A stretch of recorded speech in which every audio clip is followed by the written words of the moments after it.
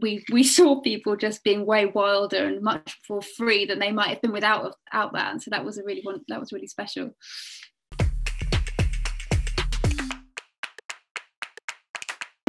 Have we met before? You're very familiar to me.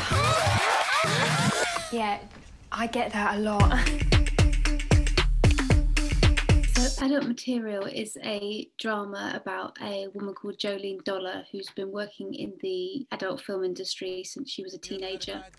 We meet her when she comes into contact with a new performer, a woman who's just about to join the industry, and their encounter affects Jolene in ways that she hadn't expected.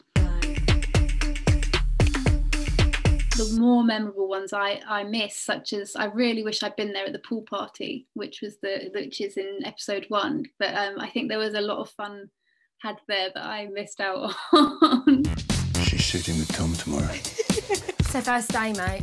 I wasn't doing a lot of rewrites through shooting, but I was doing some rewrites for various reasons. So that's always the difficult thing. You have this tension where you want to be on set, watching everything, and sometimes you're like shut away in the catering van really fast trying to get something rewritten so that you can send it to the actors for the next morning, or looking at costumes or all sorts of things.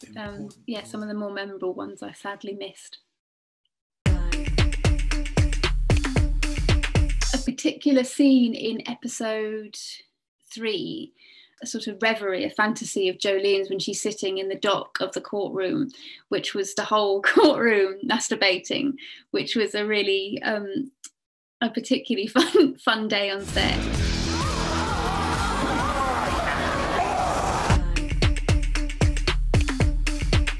I don't think there was anything that I was particularly terrified about. I think there were scenes that, I love working in drama because you spend a lot of time on your own with things, and invariably what happens when you share them with people and you get brilliant actors but also brilliant other creatives like the designers and the musicians and all those things onto the work, you just experience this blossoming. And so if there were scenes that I was scared about, since then the dread has been replaced by pleasure at what this team of people have done with that work and how they've improved it and burnished it.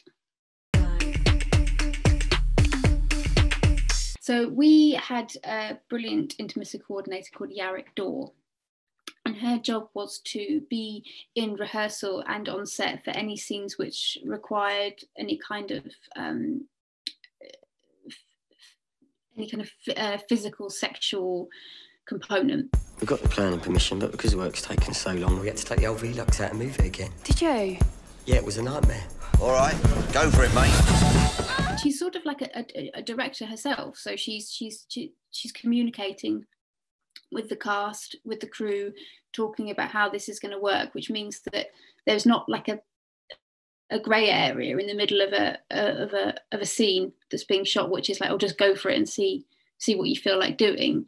Like it sounds unromantic and it sounds unpoetic and it sounds very English to say like, well, and I'm going to put my hand here and then I'm going to put my hand here and then I can put it in your right breast. But actually what happens once you know what that roadmap is, what our performers experienced, I think, was that they then had freedom within that, and freedom to perform and act because they knew exactly what was going to happen next. She just sort of liberated everyone. It wasn't about, because she'd set very firm boundaries and a clear structure for people to follow within that, we saw people just being way wilder and much more free than they might have been without that. And so that was really special.